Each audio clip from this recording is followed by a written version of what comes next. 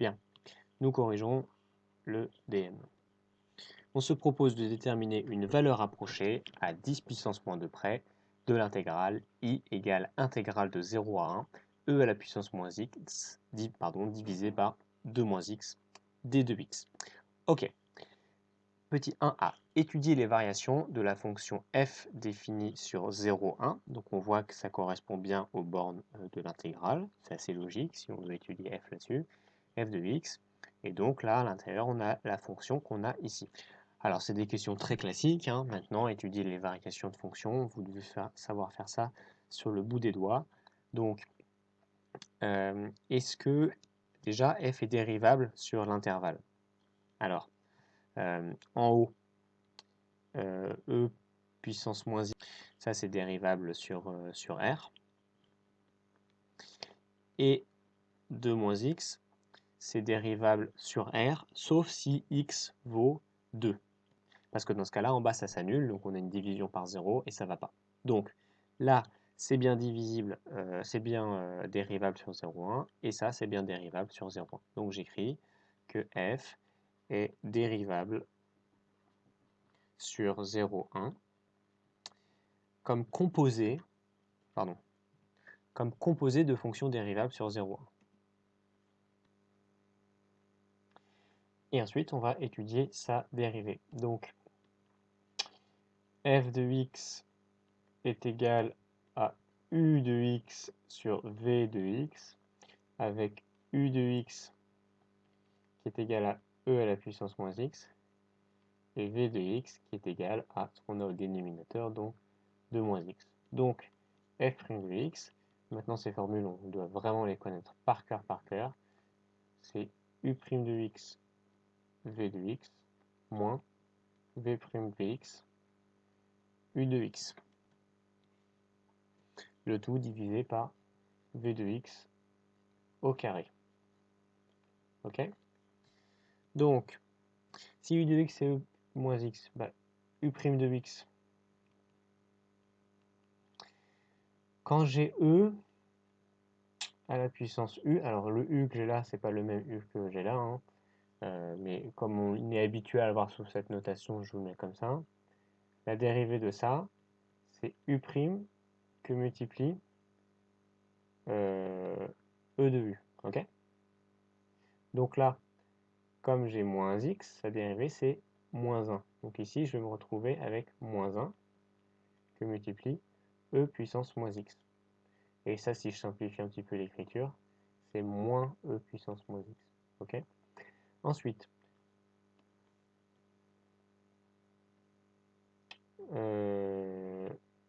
si v de x c'est ça, alors v' de x, attendez, je fais en sorte que ce soit un peu plus propre. Voilà, u' de x, et là, maintenant on va calculer v' de x, bah, c'est moins 1. Ok? Donc u' de x, v de x, u', on a dit que c'était moins e puissance moins x, v de x, on a dit que c'était moins 1, v', on a dit que c'était moins 1. Ah non, v de x, pardon, v de x, c'est 2 moins x. V', on a dit que c'était moins 1, donc moins 1, attention, il y a 2 moins, et u de x, il est là, c'est e puissance moins x.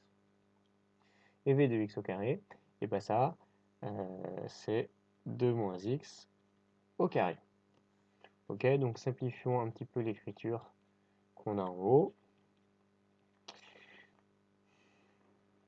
J'ai du e moins x là, et du e moins x là, donc je vais pouvoir factoriser e moins x, que multiplie 2 moins x, mais je n'oublie pas que là j'avais un moins ici, donc pardon, j'avais un moins ici, donc e moins x, il multiplie donc moins 2 plus x, je viens appliquer ce moins dans la parenthèse, c'est pour ça que j'inverse les signes, et moins 1 ça fait plus 1, donc on va mettre plus 1, ok? Et si je simplifie un peu ce que j'ai ici à l'intérieur, on va venir appliquer le moins 2, donc 1 moins 2, bah, ça va faire moins 1. Et en dessous, 2 moins x au carré. Bon, alors pourquoi est-ce qu'on fait ce calcul de dérivée? on nous demande les variations. Bah, je vous rappelle que les variations, on les fait très souvent en faisant un tableau. Et dans notre tableau, on met en première ligne x, en deuxième ligne la dérivée de f de x, donc f' de x, et on cherche quand est-ce qu'elle est négative et positive. Et puis en troisième ligne qu'on va d'ailleurs un petit peu agrandir, en troisième ligne, on va mettre les variations de f. Donc, quand est-ce qu'elle monte ou quand est-ce qu'elle descend. Okay. Donc, il nous faut connaître, pour ici, le signe de ça. Okay. Donc, on fait un mini tableau on fait au-dessus un mini tableau de signes. Okay. Donc, en fonction des valeurs de x, il est compris entre 0 et 1. E puissance moins x, on va le mettre là. Quand est-ce qu'il est négatif et positif? X moins 1, donc on peut enlever le plus qu'elle a. X moins 1, quand est-ce qu'il est négatif et positif? Et puis, 2 moins x au carré, quand est-ce qu'il est négatif et positif? Ok. Alors, pardon, je fais un peu de place ici en bas. Et ça me permet de me rajouter une ligne. Ah, je suis désolé, c'est pas très propre ce que je fais. C'est pas bien joli. Voilà, donc c'est deux tableaux séparés, hein, même si chez moi ils sont un peu collés. Et ici, ça va être f' de x. Ok.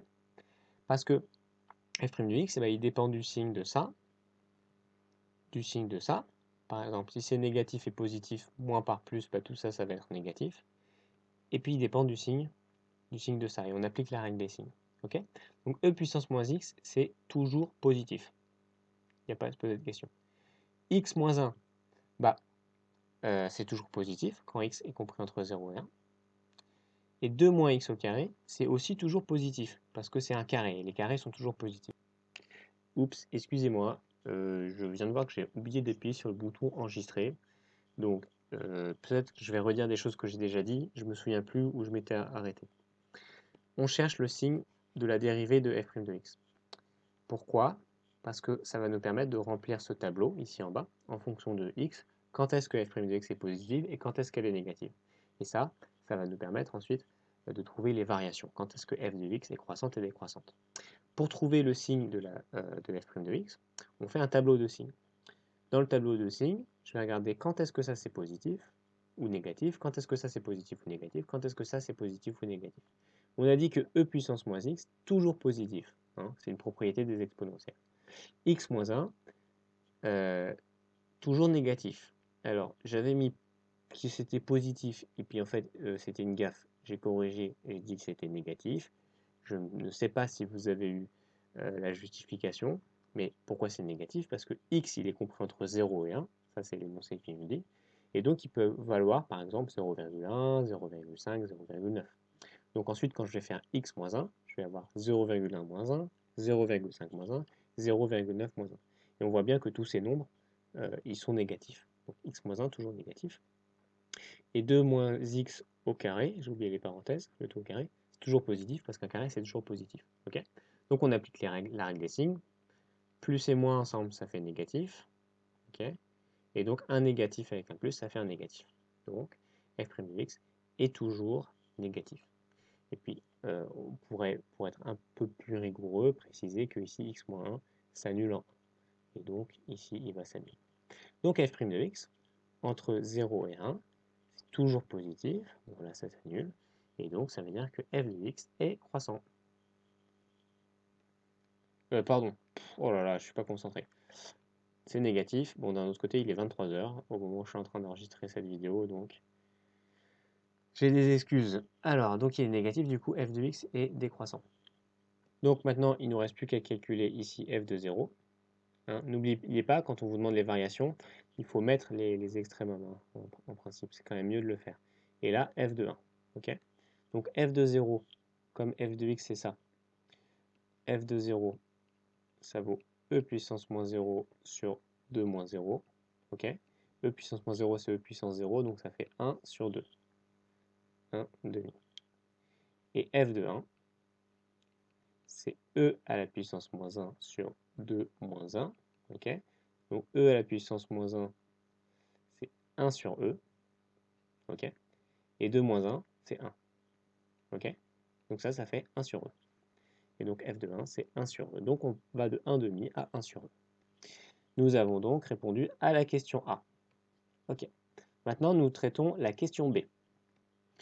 Montrer que pour tout nombre réel x compris entre 0 et 1, f de x est compris entre 1 sur E et 1,5. Bon, bah là, pour la B, on a juste à dire que c'est d'après le tableau. D'après le tableau, on a un maximum ici en 1,5, un minimum ici en 1 sur E, c'est décroissant entre les deux. Donc, d'après le tableau,